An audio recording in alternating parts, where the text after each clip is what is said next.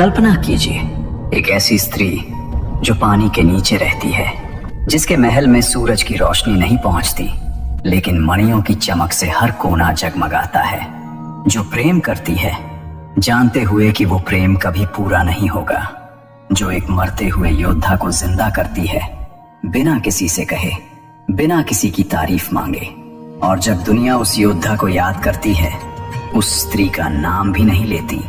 ये कहानी है उलूपी की, नागराज कौरव्य की पुत्री, नागलोक की राजकुमारी, अर्जुन की चौथी पत्नी। लेकिन दोस्तों, उलूपी के पास जो शक्ति थी, वो नागमणि जिसने मृत्यु को पलट दिया, वो शक्ति उलूपी की अपनी नहीं थी।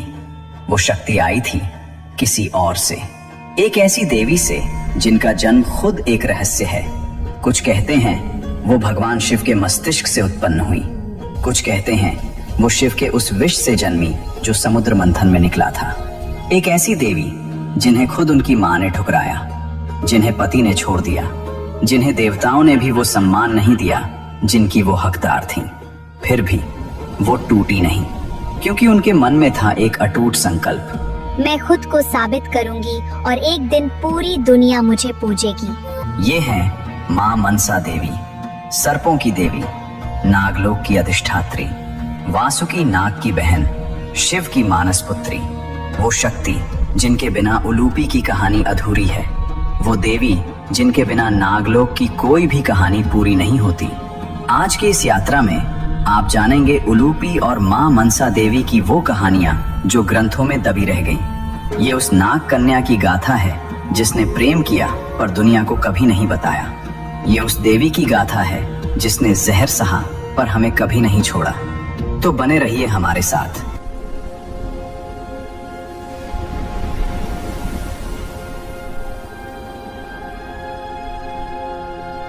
दोस्तों, पहले समझते हैं ये नागलोक आखिर है क्या। हमारे पुराणों में 3 लोकों का जिक्र है, स्वर्गलोक, मृत्युलोक और पाताल लोक। लेकिन पाताल लोक अकेला नहीं है, उसके अंदर हैं 7 अलग अलग लोक। अतल, वितल,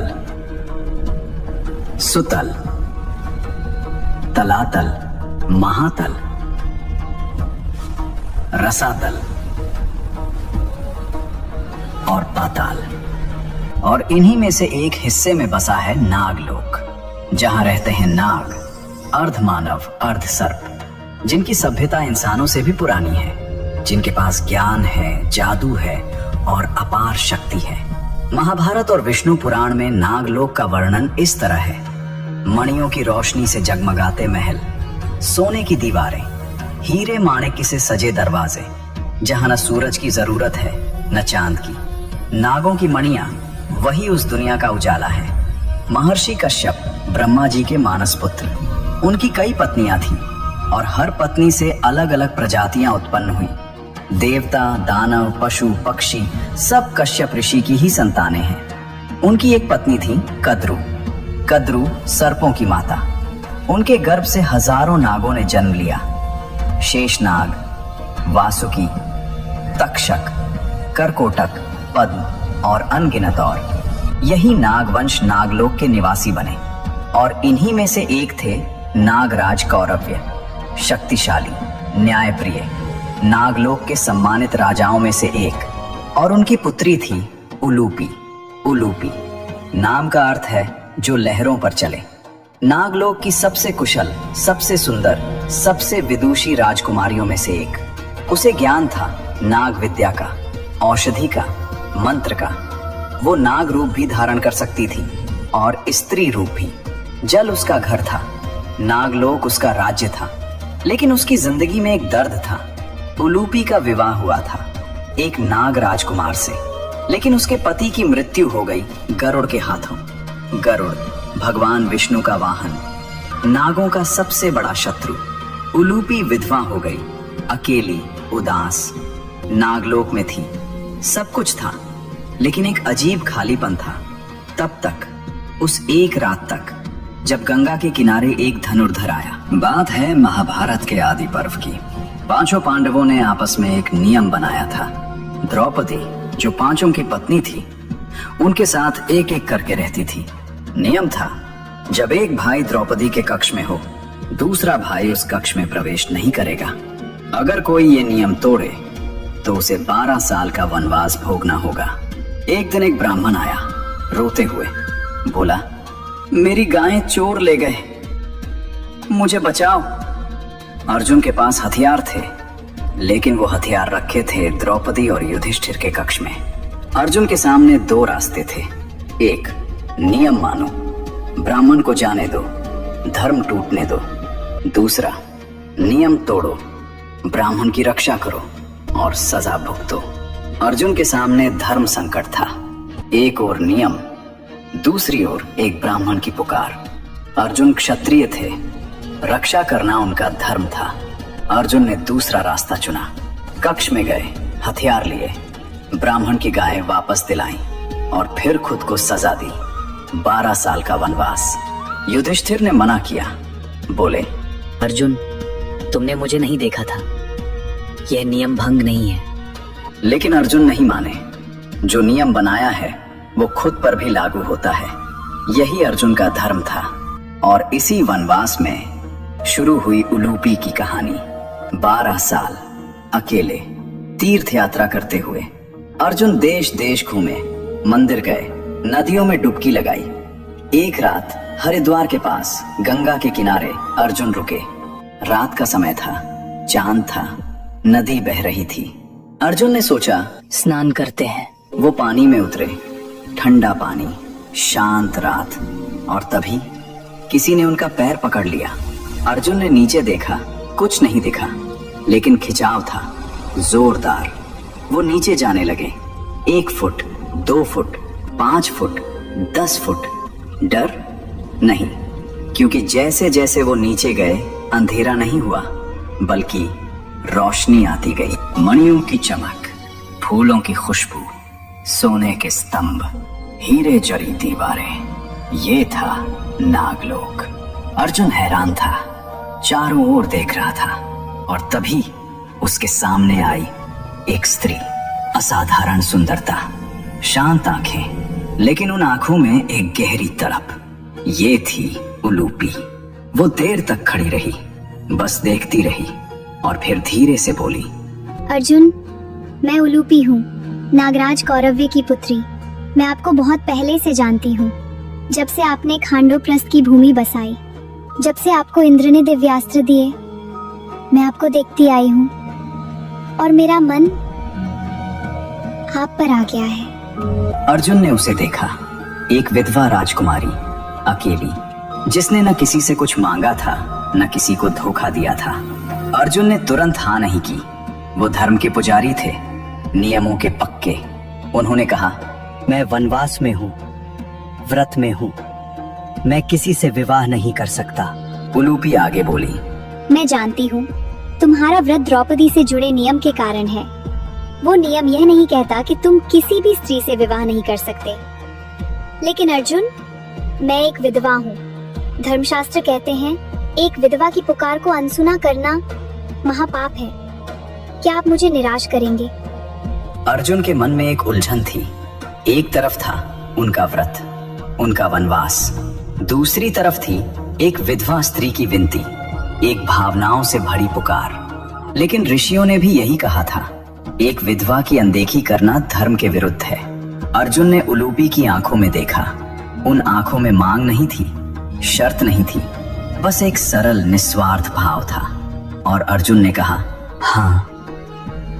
उस रात अर्जुन नागलोक में रहे, उलूपी के साथ। कोई भव्य विवाह नहीं, कोई ढोल नगारे नहीं, बस 2 आत्माओं का एक दूसरे के करीब होना।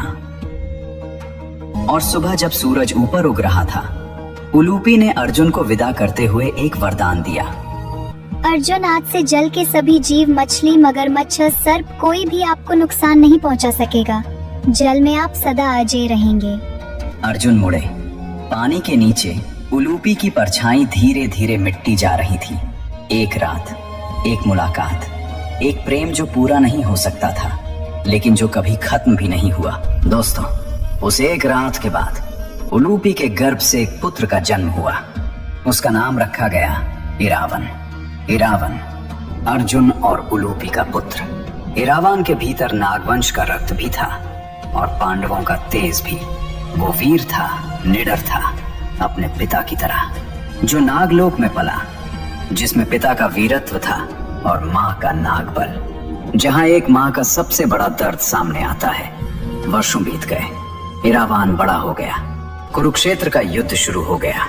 शंख ध्वनि हुई, धरती कांपी, करोड़ों सैनिक मैदान में उतरे और उनमें था इरावान, नाग कन्या उलूपी का पुत्र, पांडवों की तरफ से लड़ने वाला, अपने पिता अर्जुन के साथ रणभूमि में। इरावान वीर था। उसने अकेले कौरवों की सेना के बड़े बड़े योद्धाओं से लोहा लिया।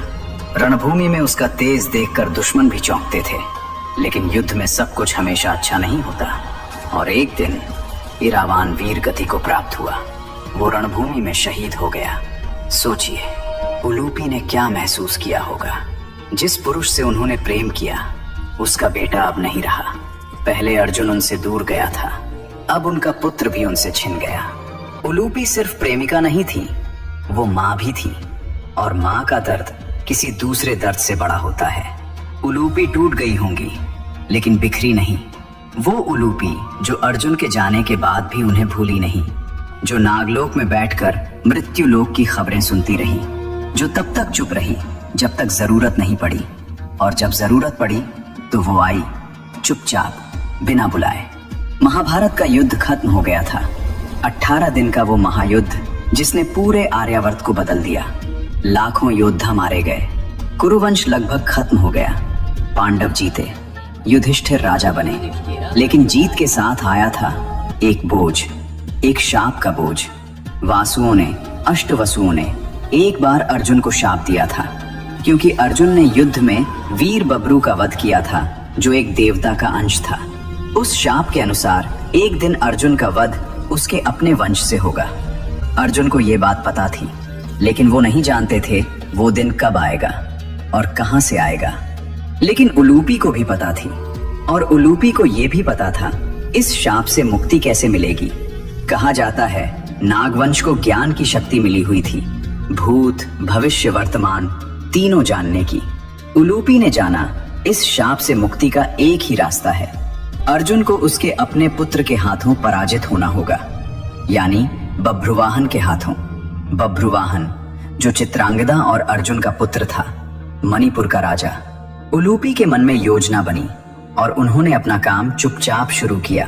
दोस्तों, अर्जुन की एक और पत्नी थी, चित्रांगदा, मणिपुर की राजकुमारी। अर्जुन वनवास के दौरान मणिपुर भी गए थे। वहां चित्रांगदा से विवाह हुआ। उनका एक पुत्र हुआ, बभ्रुवाहन। बभ्रुवाहन मणिपुर में ही पला बढ़ा, अपनी माँ के पास। अर्जुन उसे बचपन में छोड़ गए थे। बभ्रुवाहन ने अपने पिता को देखा नहीं था, लेकिन सुना था उनकी वीरता के किस्से, उनके पराक्रम की बातें, और मन में था एक अजीब भाव, एक तरफ आदर, एक तरफ अनजानपन। और फिर वो दिन आया। महाभारत युद्ध के बाद युधिष्ठिर ने अश्वमेध यज्ञ करने का निर्णय लिया। अश्वमेध यज्ञ, जिसमें एक घोड़ा छोड़ा जाता है। वो जहां जहां जाए, वो राज्य या तो पांडवों का आधिपत्य स्वीकार करे या युद्ध करे। अर्जुन उस घोड़े की रक्षा के लिए निकले। घूमते घूमते वो पहुंचे मणिपुर, जहां उनका पुत्र बभ्रुवाहन राज करता था। बभ्रुवाहन ने अपने पिता को देखा। वो आगे बढ़ा, हाथ जोड़े, कहा, पिताजी, आपका स्वागत है। मणिपुर आपका राज्य है। धन्यवाद पुत्र, यह मिलन हृदय स्पर्शी है। उलूपी ने बभ्रुवाहन से पहले बताया था, तुम अर्जुन के पुत्र हो, क्षत्रिय हो, और एक क्षत्रिय का धर्म है युद्ध करना। अगर तुम अपने पिता से युद्ध नहीं करते तो तुम अपना धर्म भूल रहे हो। बभ्रुवाहन चौंका। उसने उलूपी को देखा, जो उसकी विमाता थी। लेकिन यह मेरे पिता है। उलूपी ने कहा, इसीलिए युद्ध करो। असली पुत्र वही है जो पिता को परखे। अर्जुन योद्धा है, वो चाहते हैं कि उनका पुत्र भी वैसा ही हो। बभ्रुवाहन मान गया। युद्ध शुरू हुआ। पिता और पुत्र आमने सामने, दोनों के हाथों में धनुष, दोनों की आंखों में एक अजीब भाव। युद्ध शुरू हुआ। बाण चले, रथ टकराए। अर्जुन ने बभ्रुवाहन को देखा और मन ही मन सोचा, मेरा पुत्र सच में योद्धा है। बभ्रुवाहन ने पूरी ताकत लगाई। उसने अपने तरकश से एक विशेष बाण निकाला। माँ चित्रांगदा ने उसे बताया था, ये बाण किसी भी कवच को भेद सकता है। उसने बाण को प्रत्यंचा पर चढ़ाया, छोड़ा। वो बाण हवा में गूंजा और सीधे जाकर लगा अर्जुन की छाती में। अर्जुन का रथ रुका, उनके हाथ से गांडीव छूट गया। वो धीरे धीरे झुके और फिर धरती पर गिर पड़े, मूर्छित, निस्पंद। सेना रुक गई, चारों तरफ सन्नाटा।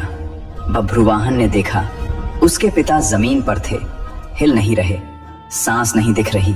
बभ्रुवाहन कांप गया। पिताजी, पिताजी! कोई जवाब नहीं। चित्रांगदा दौड़ी आई, रोने लगी। ये क्या किया तुमने? ये तुम्हारे पिता थे। बभ्रुवाहन टूट गया। उसने वो तीर चलाया था जो चलाना था, लेकिन नतीजा वो नहीं चाहता था। चारों तरफ रोना था, दर्द था, एक ऐसी खामोशी जो कुछ भी नहीं बोलती। और तभी पानी हिला और वहां से निकली उलूपी, शांत, दृढ़, बिना डरे। वो स्त्री जो बरसों से नागलोक में थी, जो जानती थी ये पल आएगा, जिसने इसीलिए बभ्रुवाहन को युद्ध के लिए कहा था, क्योंकि वो जानती थी उस वासुओं के शाप को पूरा होना जरूरी था। उलूपी ने बभ्रुवाहन को देखा। रुको, घबराओ मत, ये तुम्हारी गलती नहीं थी। अर्जुन पर एक पुराना शाप था, वासुओं का शाप। वो शाप आज पूरा हुआ और अब मैं उसे पलटूंगी। उलूपी के हाथ में थी एक मणि, सोने जैसी चमक, लेकिन उसकी रोशनी अलग थी। नागमणि, नागलोक की सबसे शक्तिशाली मणि, जो मृत्यु को भी चुनौती दे सकती थी।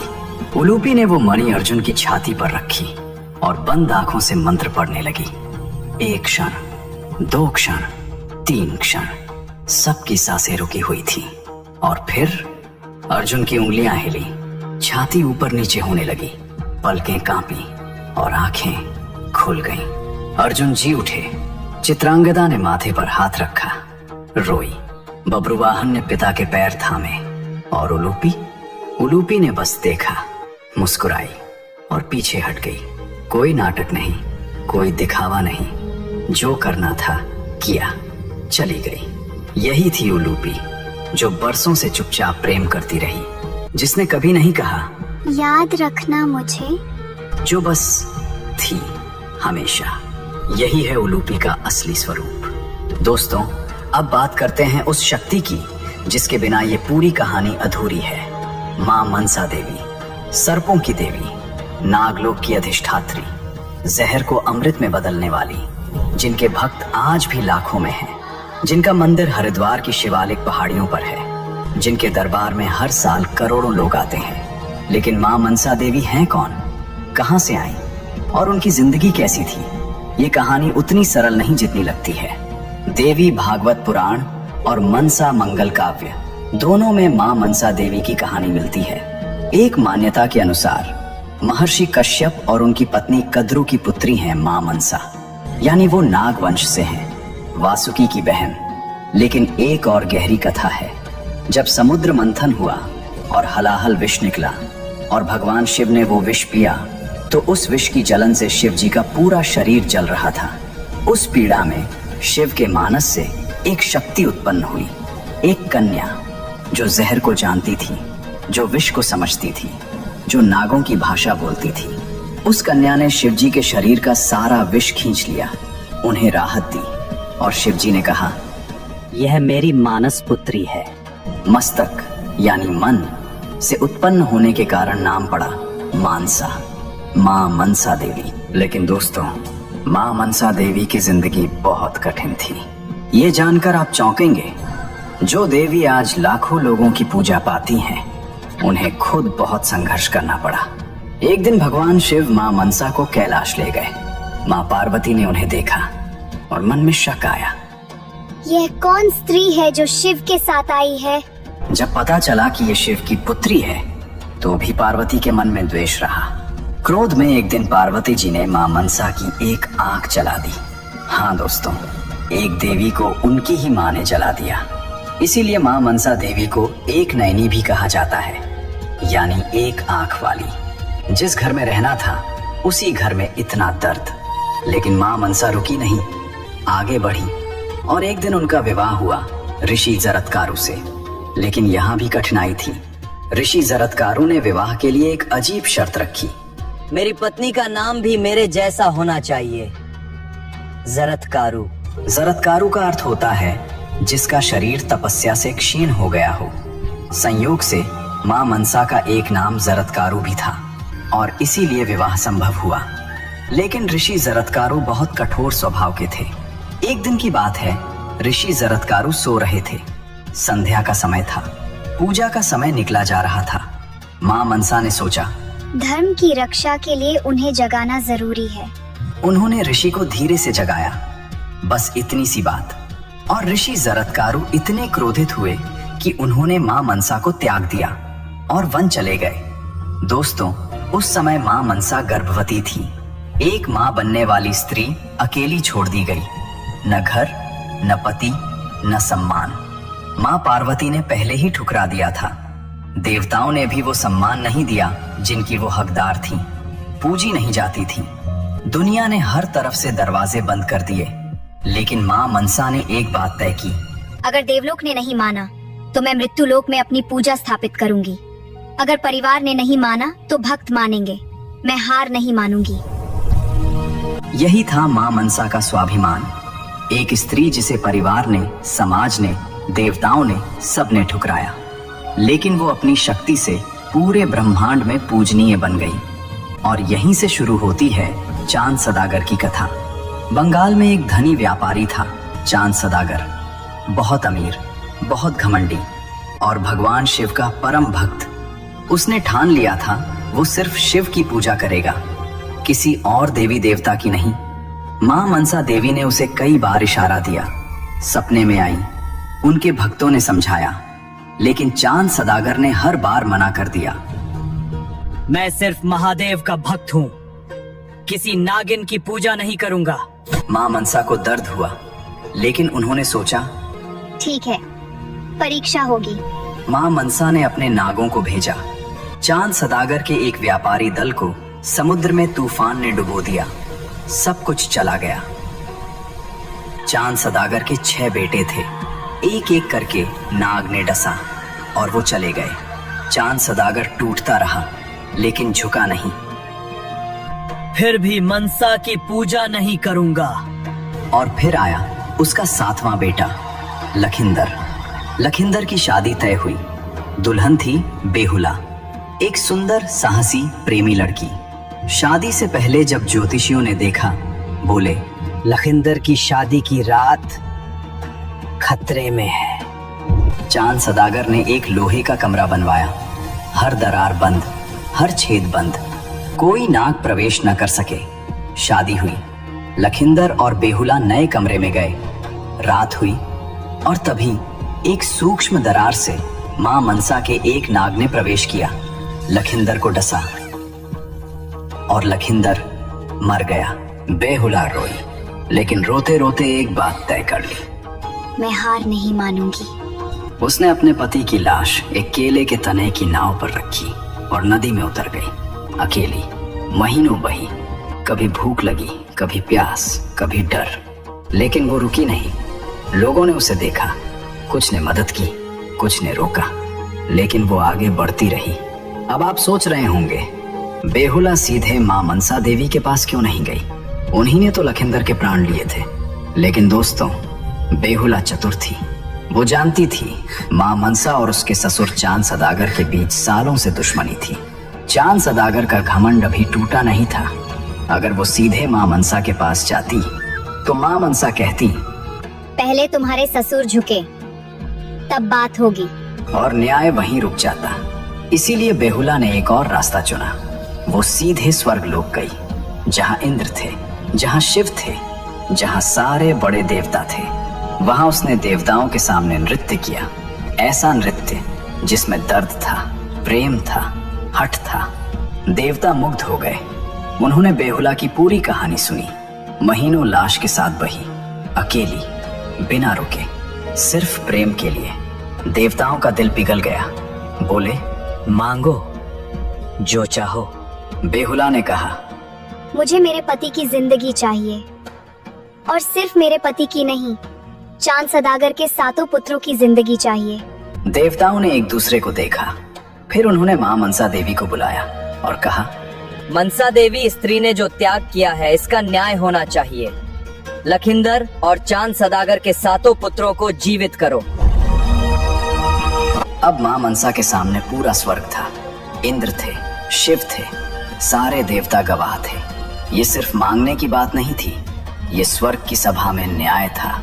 माँ मनसा मना नहीं कर सकती थी, लेकिन दोस्तों, माँ मनसा ने मना करना चाहा भी नहीं, क्योंकि बेहुला को देखकर उनकी अपनी कहानी याद आ गई।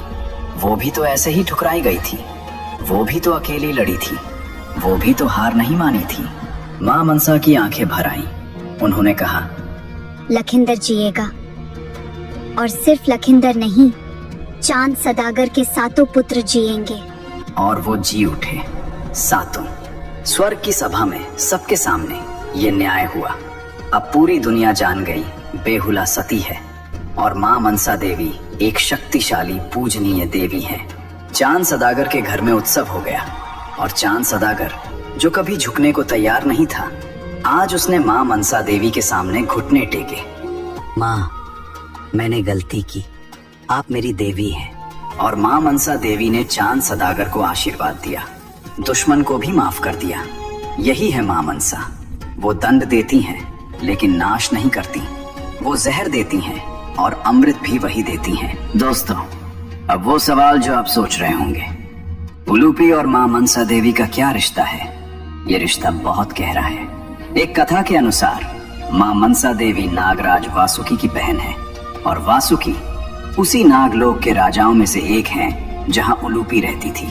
यानी माँ मनसा और उलूपी एक ही नागलोक परिवार का हिस्सा है।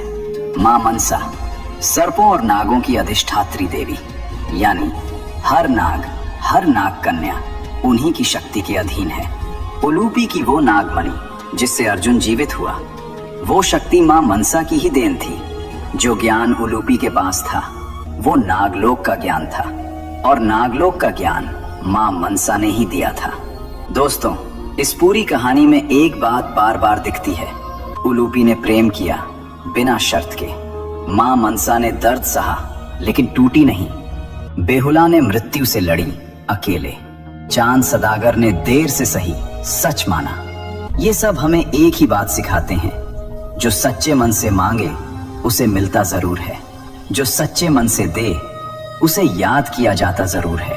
अगर इस कहानी ने आपके मन को छुआ हो, चैनल को सब्सक्राइब करें, बेल आइकन दबाएं ताकि कोई कहानी छूटे नहीं। तब तक के लिए जय मां मनसा, जय नाग कन्या उलूपी।